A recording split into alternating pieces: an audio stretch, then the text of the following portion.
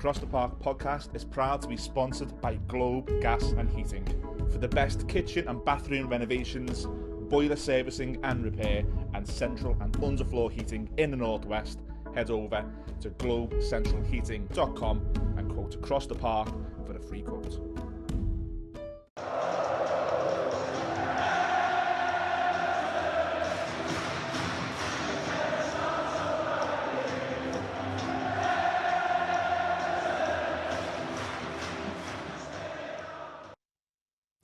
Hello everyone, welcome back to the Across the Park podcast. What a week it's been for Everton FC. Can't wait to get into this podcast. I've been itching to get in, talk about it. But it's been, as I say, it's been a magnificent week. It's been 9 points, it's been 5 goals, none conceded, and a huge lift for the club to finally stave off relegation for another year. And we'll be talking about the last 2 games that have happened since the last time myself and Colin were in the studio recording, which was the brilliant Merseyside Derby win against Liverpool and the 1-0 win over the weekend against Brentford. So again, absolutely delighted to be joining you all in such a positive mood. I think we recorded a week or so ago, Colin, and I was having to lift a few of the younger blues up. Don't think I'll have to do that today, so that's great. Again, massive thanks to our partners, the Pod Cafe. We're recording as always from the marvellous studios down here in the Baltic Quarter. Thank you to our long-term sponsors who you'd have seen in the intro at the start, Globe Heating and Gas. And again, thank you to Tick Property Group, who we'll have an advert from in a few minutes' time. So, Col, again, thank you. Welcome. Yeah, no problem. Pleasure as always. It's as I say, it's been a brilliant week for the club, brilliant week for the players. We spoke off air about, the difference in the tone and I guess the manner of the posts from the players on social media, and they're all talking about the words such as we done it, everyone was against us, our backs against the wall. They all refer to like the points deductions in there and what they've had to fight against. But, there certainly seems to be a unity around the way they're feeling about finally, beating the drop. So, yeah, your feelings first of all. I think just, resembles, the way you're feeling about the whole situation and the players as well. But it's been look, we've rolled our luck a little bit throughout the week, but I think it evens itself out, as we said the other week, across the course of the season. I was quite optimistic about the fixtures coming up, with being home form. And I just had something in the back of my mind, the way he was setting them up. We got some clarity on what the points were. We knew we had this run in of home games, but it was the Chelsea fixture that put me in a bit of doubt. But, fair play to him and fair play to the players, the squad, everyone involved. They've absolutely smashed it this last week. And in each of those 3 games, I think the Forest one, it was probably more towards the back end of the game. It was starting to see a team that could see a result out. The fact that you've just pointed it, we didn't concede a goal against 3 of those teams. For me, all with a lot to play for. Absolutely. I mean, Brentford may be the exception there, I guess, towards the end. But Forest was the biggest game of their season. Liverpool, you'd have to say, was the biggest game of their season, because every game, when you're fighting for the title, is a Merseyside derby. Them 2 games in particular, they weren't dead rubbers for the opposition. They were huge games for them. For them not to score in those games. Absolutely, guys. But also in all 3 of the games, when you looked at their bench as well, coming on, what we've had to go with for the week, the injuries as well to Beto and Calvert-Lewin not being in on Saturday. Fair play to him, mate. You've got to give him the credit where it's due, and the squad, the players. I'm in a much better place myself, about it. But I just think it's been, for the club as a whole, it's what we needed as a club. And now we've got to push on and move forward, and I think we'll talk about the next few results, but, I don't want it to be a typical Everton thing, like we're safe now and we'll kind of, get beyond our holidays. I think we've got a lot more to fight for as a club, over the coming weeks, because every position we finish in, bring extra money in, it'll put us in a better state moving forward. But fair play to them players, mate. We've challenged them, we've questioned them, and they all stood up for me. Yeah, I agree, and we're going to come on to the manager in a moment, but I think just stressing the point you just made then, I think it'd be huge for him and his staff, because if we do just peter out and we lose to Luton and we lose to Sheffield United and, get smashed by Arsenal last game, it'll be like, well, can't be arsed with this. Don't want another year of this, mediocrity of just being happy, staying up. They'll be the types of statements that probably will follow the season, whereas if we go and beat Luton, or we go and beat Sheffield United. We maybe don't get a result at Arsenal because that's a lot to expect, but we go and make a good account of ourselves. Huge. The narrative changes, doesn't it? And I made the comments off air of saying our fans at the moment, you're either glass half empty, as in it's boring, you know, he's uninspiring, it's this and that, we've had this terrible run, or you're glass half full saying, well, you know what, he's put these strings of results together when we've needed it most, i.e. after the first points deduction, at the end of the season when it really matters. That at the moment is what this club needs, is someone who's capable of getting the job done, and can encourage the players to roll the sleeves up when they need to. Massively, yeah. And again, he proved it towards the back end of last year. We've had a wobble throughout this season with the points and the uncertainty of takeovers, stuff like that. But when it's come down to the fact when we really needed it, he's proved, you know, to us all. And it is proved in your results, isn't it? Maybe not so much in your performances, but I think I've said it every time I've been on. I'm not really bothered about the performance. It's about the results, you know. Yeah. To score 5 goals in the last 3 games, not concede against those 3 teams, you know, for me tells a lot, you know, about what he's got out of that group, you know, mentally, physically, you know, tactically. And for me, it was the Liverpool one. Yeah, we rolled our luck a little bit, but we made Liverpool look pretty average. You know, we'll get you on the counter, you know, all the time. We'll sit in, you know, and we'll come out and play to our strengths, you know, and that typified me, what we saw earlier on in the season from a Dyche, you know, team against like a Liverpool side, type of Liverpool side, sorry, but, you know, again, I'm you know, it's like I fell back, you know, a little bit as well myself, because it's been tough as a fan, you know, the last couple of seasons, but I feel we're at a turning point now, and I honestly believe the next 2 games and how he pushes that group will get the fans even more on his side, you know, where we can go next, because if Forest are getting their points reviewed this week, we've appealed, you know, it could even be better. We might get them points back, plus the 6 points, 9 points we've still got to play for. But I don't think he's going to push. He's going to take his foot off at me, Dyche. I think he's going to push them hard, and he's going to go for it. He's going to prove a point, you know, to the fans and the players and future owners, because that's it, isn't it? You come in as an owner and you go, well, let's see how they got on. Wow, what an end to the season that was. Why would we be looking at getting rid of him? Whereas again, you could look at it and go, well, I'm reading social media. I can hear the noise around how negative it can be. You know, under him, we want a clean slate. Yeah. I just think if you're a new owner, you want to come in and you want to make the right statement, don't you? And I think it depends on how these next few games go. That'll dictate what that statement could or should be. And I think I'd be shocked if that wasn't the way that Dyche and his backroom staff were thinking about it. No, absolutely. And I mean, one of the things I'm really positive about at the minute, going to Goodison for the Sheffield United game, not having to worry about, you know, other results, how it's going to affect.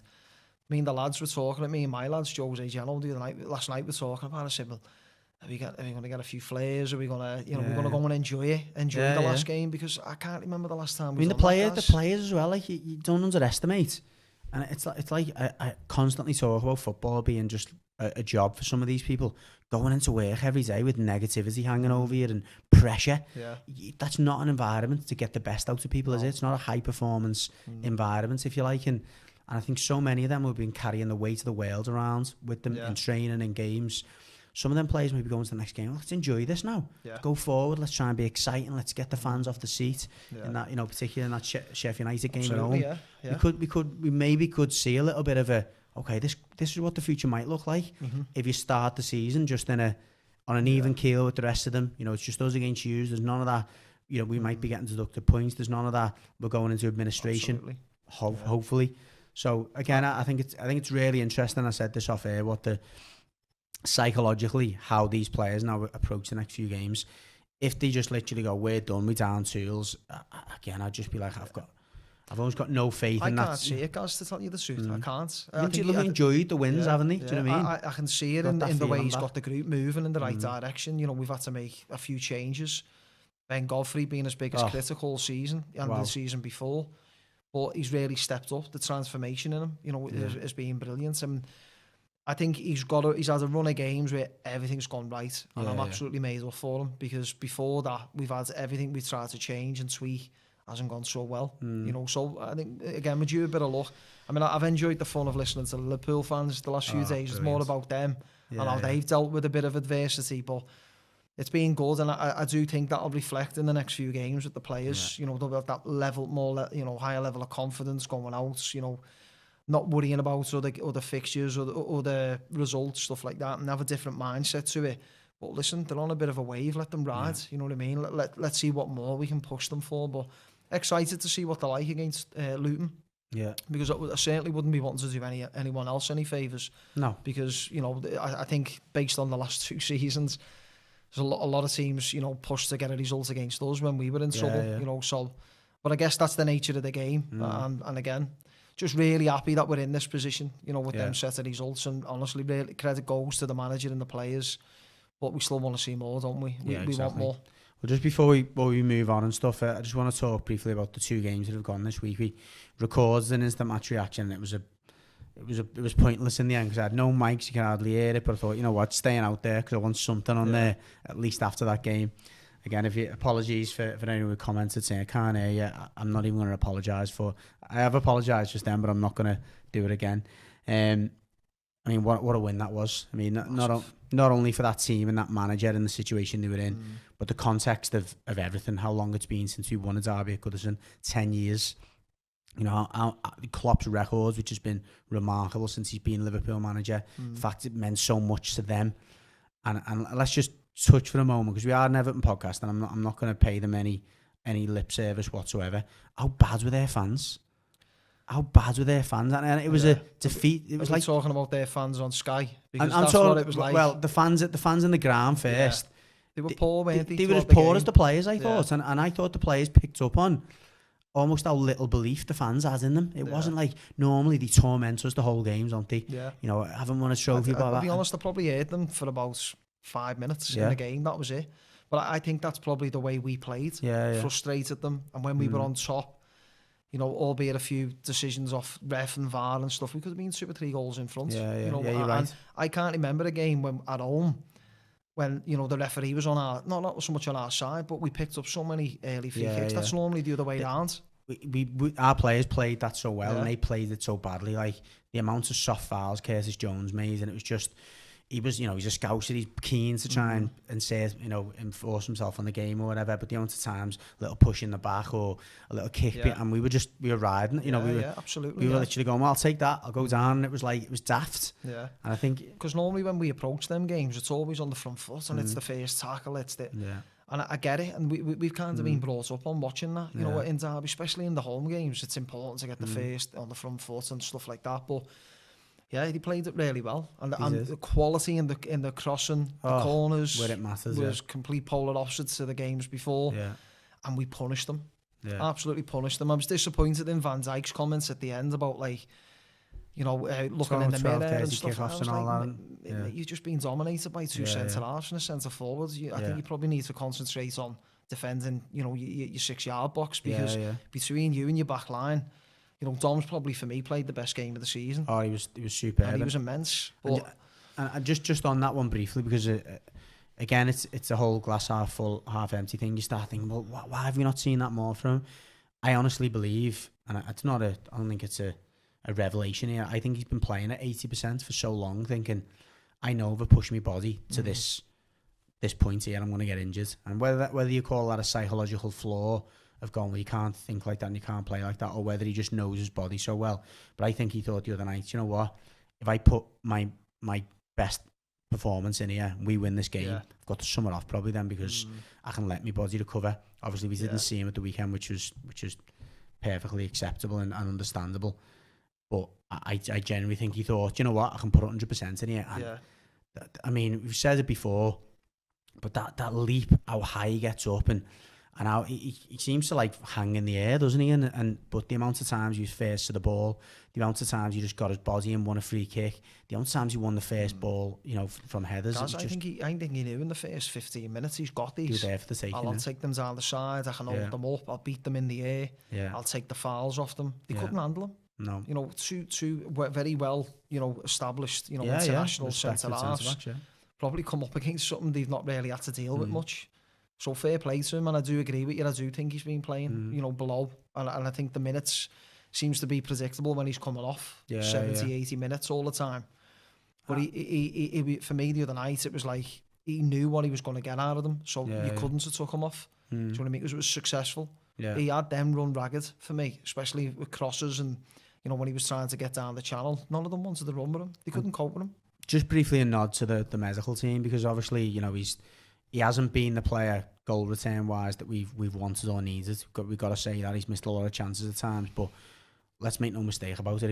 If he hadn't been on the pitch the minutes that he'd been on the pitch this season, we wouldn't be talking about the team going into the last 3 games with a little bit of breathing space, would we? I'd probably say no, but you know, I think the way we've performed with him at times, it's either, you know, we've been too far away from him, but the other night it just clicked, everything. And I think for me, the early results in the season when we were successful, it was because the ball was getting in quicker. We reverted back to it. Pickford weren't taking too much time on the ball. Everything was, you know, was done like with no risk. For me, he made his decisions early. He took the risk out of the back four. He didn't play into their hands by trying to play out, and it clicked.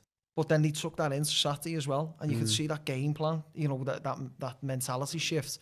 Even though we didn't play Saturday, you could still see comparisons in, like, it was less riskier in the first third. Let's just get it into the middle and the final third. But I can't compliment them enough. Even the subs, you know, the timing of the subs when Young come on, I was a little bit like, is he the right one? Got it absolutely spot on. Yeah. Absolutely spot on. I agree. And just briefly on Pickford, obviously I've been, from Everton standpoint, one of his biggest critics, certainly across the podcast. And it's not, again, just to be clear, and I've said it a million times, it's not that I don't think he's an immensely talented goalkeeper, and the, you know, the match saving, the saves he's made at times that are like, wow, what a save that is.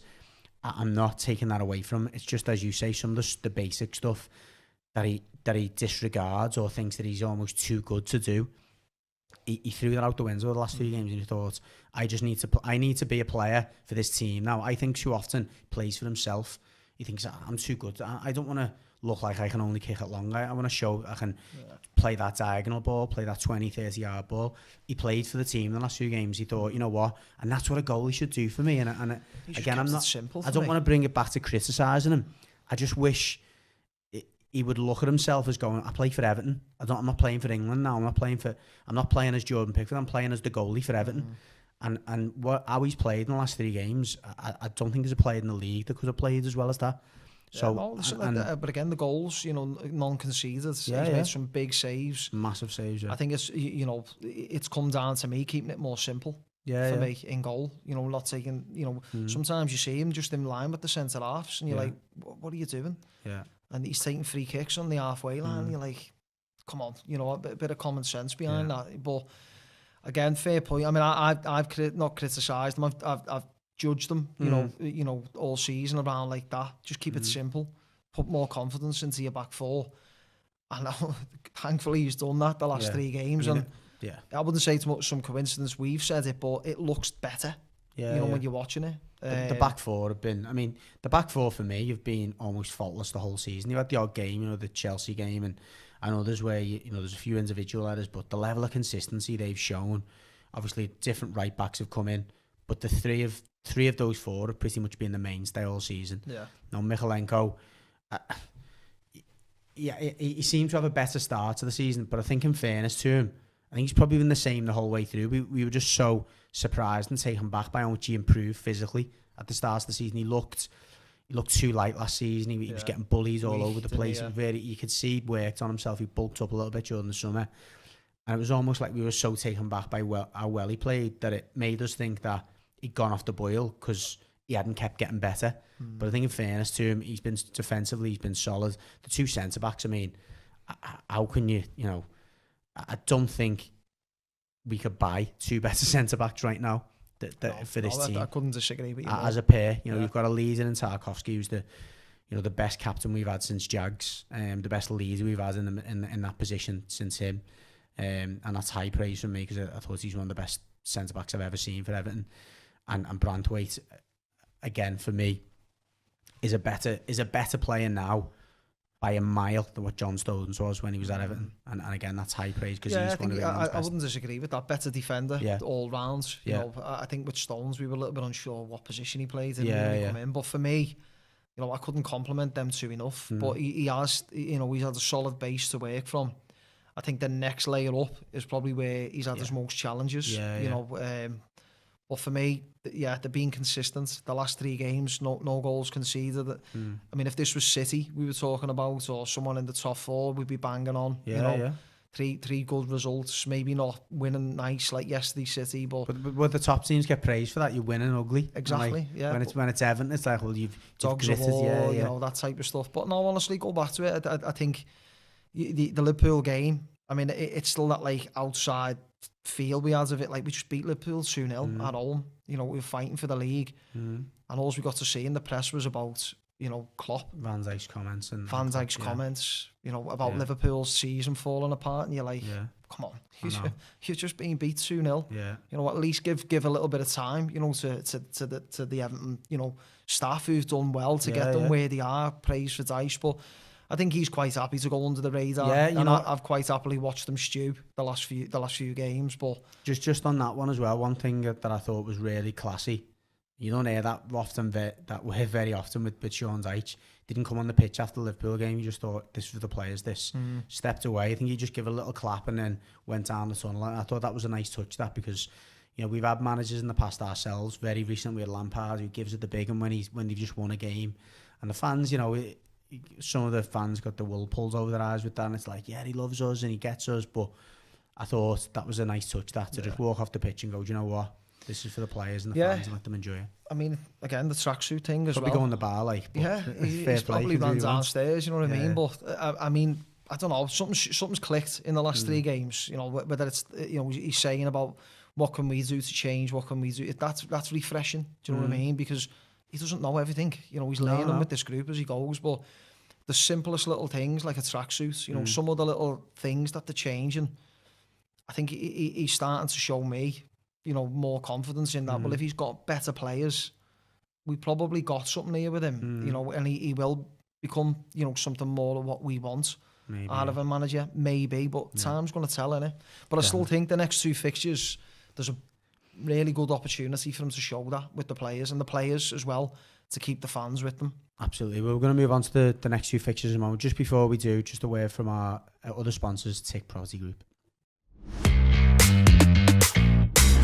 Tick Property Group are your local Liverpool-based estate agents with over 300 5-star reviews on Trustpilot. By selling your home now for an unbeatable offer of £497, your home will be advertised across all major portals, including Rightmove and Zoopla. You will also receive professional photography, floor plans, and a bespoke stylish video tour of your home. So take the stress out of selling and let Tick Property Group be your personal estate agent. Book your free valuation today and quote across the park to receive a 10% fee discount.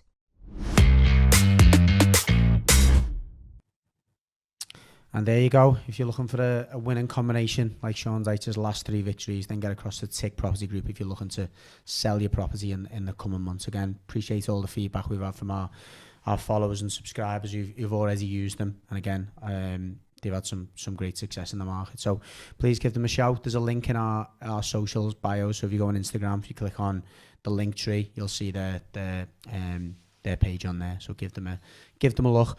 So Col, just before we move on to the upcoming fixtures, just to briefly touch on the victory at the weekend that got us over the line. That was against Brentford. Particularly tricky one, given that it's almost like after the Lord Mayor's parade or whatever they say, and you know, you've just won the derby. That was the game that everyone thought, wow, we're done now. But it was we still had to get over the line by beating Brentford or getting a result against Brentford.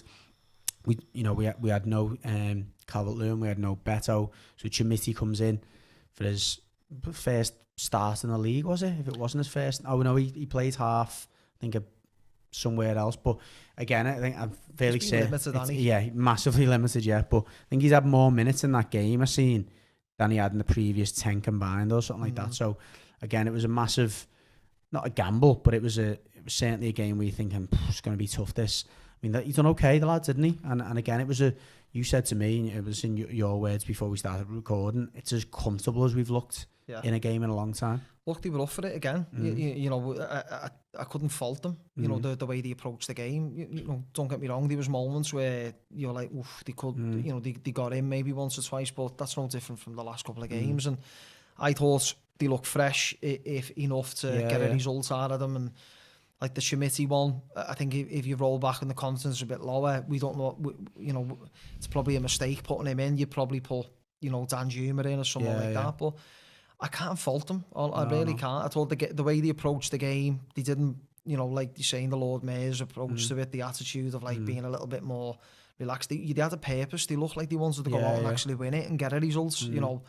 They knew that one would get them over the line, which it has. But again, for me, I watched the game and it looked not comfortable, but it looked like, what?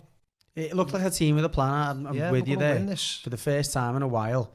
I mean, that's been the biggest criticism about the home games. They look a little bit out of ideas. How do we actually get at these? How do we create chances? You kind of creating chances by hook or crook, but you're right. I think they went about it with a bit of purpose. Like we know now, we've got a bit of a blueprint. If we're aggressive in the final third, if we get the ball there early enough, get crosses in the box, get men in there, play off them second balls, which is almost kind of where the guy goal come from. We will cause teams problems, and we've done it to one of the best teams in the league. All right, it was a Derby. We've had that way of playing against them. We can do it against anyone. Yeah. And with Brentford away from home, they've seen better results. They've come out and played a bit more freedom. But I thought they'd done fantastically well. At no point in that game, other than maybe the Tony chance, I thought, they've got a chance of scoring here. But I was like, I was confident enough that if we scored, we could get another one as well. Yeah, exactly. And I think when we got into the final third, as you said then, we looked to have a bit more, like an extra bit of wind in the sails. We're willing to work a little bit more off the ball as well as on it, and we had more ideas, and they've probably built a bit more confidence, guys, around the box and in the box. And for Garnagate to score 2 and 2, I would never have scripted that, No. But fair play to him, and he was colossal in the Derby, and he was really, really good on Saturday. But I guess, confidence is a big factor there, innit? 2 massive results, and each of the performances have just got stronger and stronger for me. Yeah, and he's shown that kind of more, more impetus and more like, more intention to get in the area and to get himself about there, pressing higher up the pitch. And I haven't got the heat maps, and we're not that type of podcast, but I think if you were to look at the average positions of the players, I'd be hazarding the best. I bet we've moved further and further up the pitch. Yeah. Certainly more progressive in that game. We were playing a lot higher. I guess that's a reflection of the opposition again, but the midfield line a lot more. We're pressing a lot higher up the pitch, and Brentford found it difficult at times to get out. We were getting the ball up earlier. Yeah. Again, we've done it in the last 2 games, and it was successful. And I think they found that hard because they thought, well, let's leave them, let them play out, and we'll press them. But when we weren't playing out, they've had to defend a bit deeper, and they got a little bit. For me, they were poor at the back. I thought they were really poor. They were. And I think if we had a Calvert-Lewin in there, we probably could have punished them more. But I was gutted for Schmitty in the first half. That one where he gets in at the back post, I thought, come on, he just needed that little bit of luck. But I'm hoping to see more of him in the next couple of games as well. And he gets his goal. Because on Saturday, I thought he made some really good runs. I did. We discussed before about Beto. Similar to Beto, but I think he's going to need minutes to see what he's going to look like. Particularly in the way that we spoke about, the way that we do set up and the way that the wingers play. It's very predictable. They know what they're doing. They know the type of runs that Calvert-Lewin makes. They know how late Decore arrives in the area. You have to look up, and you know what it's like when you play in a team and you're playing with the same personnel. The wings don't look up. They almost count 1, 2, 3 cross, and I'm either going back post or I'm cutting it back. You had Schmitty just steaming towards the 6-yard box because that was his, that's his instinct. Yeah. So I think, as you say, it needs a few games for the players to just get used to recognising that. As mad as it sounds, his runs that he made into the 6-yard box, if you remember when Jelavic come, he done the same thing, and he got success out of it. Yeah. And I think once they learn how to get the ball into the 6-yard box early, he might get a bit of success out of it. Do you know what reminds me of, and more so the Saturday than anything else, Joe. Remember Joe? Yeah. It was like that. He's got that gangly kind of style about him, but it's like he's a big lad, but he's not a big lad in a positional sense. Doesn't like back into the centre back. Well, he does, but he's not as effective at that. He wants to kind of be on the half turn, get in behind, get on the shoulder. Yeah. But we used to, I think at the time, I think we had Joe maybe around the same time as Jelavic, or maybe it was a different. But remember when he played. I don't know if it was a Cuba or someone, but he was very different to the other striker as well. But it was like, you've got to play slightly differently with him. Yeah, play in and off him. Yeah, exactly. Yeah. But no, it'll be interesting how he gets on the next few games. But just to briefly come back to Ghana Guy, and obviously how pleasing it's been for him to finish the season. I mean, what a servant he's been to the club in general over his 2 spells. I've said it so many times, he's not been the same player since he come back. He didn't have that same engine. He was maybe half a yard short of what he was in his first spell, but you can't ever question what the lad puts on the pitch, can you? Oh, I mean, look, as when he was in the first spell, he was unbelievable, and I think we played him right. You know, as a midfielder who broke play up and allowed the others to get on the ball. He's obviously come into a slightly different environment, and he in terms of how he served the club, you know, he's probably demonstrated for me what we want from certain players with work ethic. You know, his attitude towards it. Look, he's not the type of player like Gomez, for example, who's going to win it and move the ball around, but it's that passion, it was that desire that gets the crowd on the feet a little bit more and shows a little bit more passion, maybe what the other lads should show, you know, off the ball. But I think, I mean, if he does leave at the end of the year, I think it'll be a big gap for us to fill. But, you know, if there's something that we can come to an agreement with him is basically, you know... To find that, Roy. Is it me or is it Colin? It's mine. Someone's got to find. Is that you? I think it's me, yeah. But yeah, again, he's been a great servant, guys. He's done fantastic for us, and you know, for me, he's probably someone we need to replace, but you know, with similarities to the way he plays. But he's been fantastic, hasn't he? For the he seems such a popular man in the group as well. Like you see him when he scored, everyone's around him, aren't they? The whole team, and again, I've got a feeling he's not going to be a player who gets offered a contract just because of the money. 33, maybe pushing on 34. How long has he really got? Maybe it's another season. You know, I wouldn't be disappointed to see me another season. But again, if there's probably one of the players in the squad I was just made up to see get that goal and get, you know, the recognition. Exactly. I think he scored 2 in his old spell, last time round. But now he's getting, funny enough, he's getting in the right area as well. 100%. But yeah, you spoke briefly, or you've touched on. Sorry, I was going to apologise to Roy, by the way. I said fine for Roy. Roy's sitting there watching. It wasn't Roy's phone, it was Colin's phone. So sorry, Roy. Apologies. Roy's one of the producers, one of the owners of the Pod Cafe. So yeah, I'm in the doghouse at Roy now. So the 2 games coming up. I mean, I was saying 2 because the Arsenal one, it probably a different approach to that completely. But 2 games that on paper, when we were going into this run, and they were like, look, they're 2 very winnable games.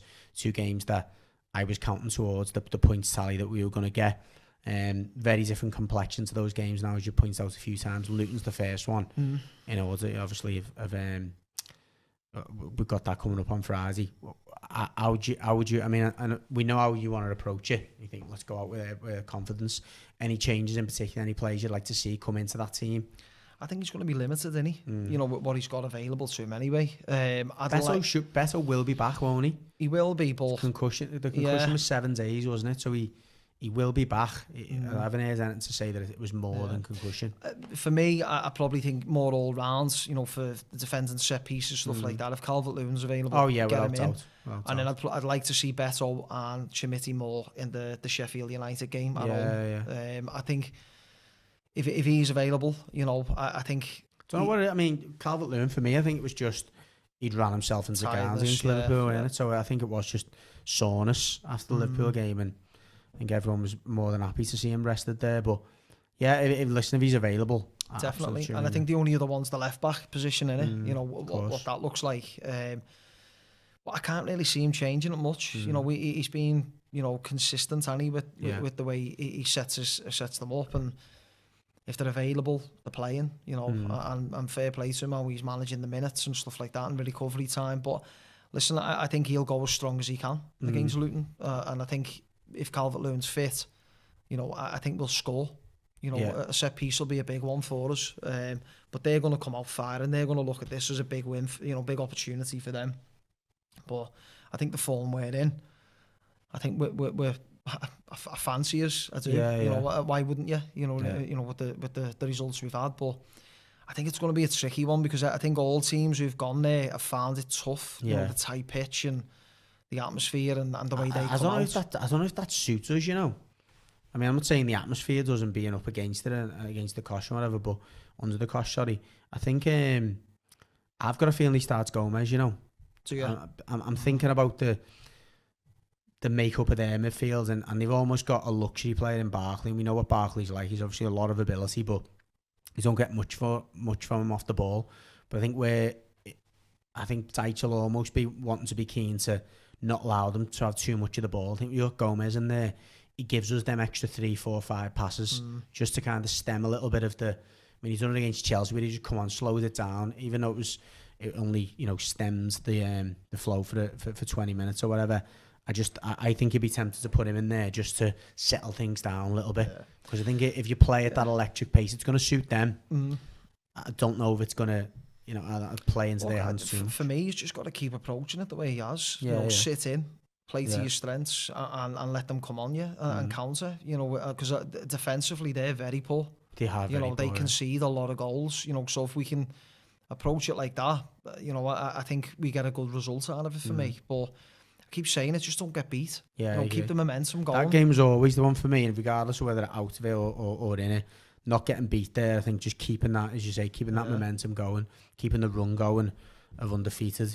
If we keep a clean sheet there, I think if we keep a clean sheet, we win the game. Yeah, I think they're that poor, and I think that's almost the team talking it. Look, we keep a clean sheet tonight, we win, because there's no way they're getting through this without us having a chance. And I think, given the fact we're playing without pressure, you'd like to think that there's going to be a bit more composure. For me, guys, the two games we played them in the league and the cup at home, we had to come out. And we got punished. Yeah, we did. They got in behind us very easily. So I think for me, again, just learning from the last few games, if we set up right, nice and tight, sit in, play a bit of a counter, break them up, I think we'll get success out of it.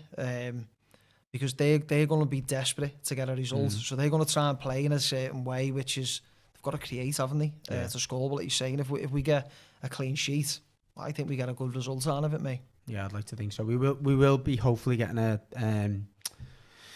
doing a preview, an opposition preview with a Luton podcast, which is working on at the moment. So if we get that done, it'll probably be out on Wednesday or Thursday. So keep an eye out for that. But before that, Colin, I'm going to ask for a prediction from you for the 1-0 Everton. 1-0 Everton. Yeah. That'd be brilliant. And you know what? I'm tempted to go with you, Maybe even 2-0. I honestly think it'll be, as you've suggested, in terms of us sitting in, but in terms of the mentality going, look, let's keep that clean sheet again and see where we go from there. But I think maybe 1-0 and then we pick them off with a few minutes to go and get a second. But that would be, it'd be a brilliant result given how much is on the line for them. But we'll see. That's about all we got time for again. Massive thanks, Colin, for filling in. Millsy sends his apologies. He's having a bit of time off at the moment, but he's obviously enjoying that time off. I was with him over the weekend and he's in good spirits, but he'll be back on soon. So thanks for everyone who's messaged asking about him, and he's not gone anywhere. He's just, again, taking a bit of time off. And as I've said so many times, the podcast is a hobby for us, and we've got our work and families and stuff, and he's prioritising that at the moment. So fair enough. I'll get some time off at some point. But yeah, thanks again, Colin, and thanks to everyone for tuning in. It's, as I said at the start, it's been a great time to be an Evertonian. Long may them good times continue. Hopefully we can, move, as Colin said a few times, carry those results into the end of the season, and who knows where that can take us. But again, thanks for tuning in, and we'll see you next time.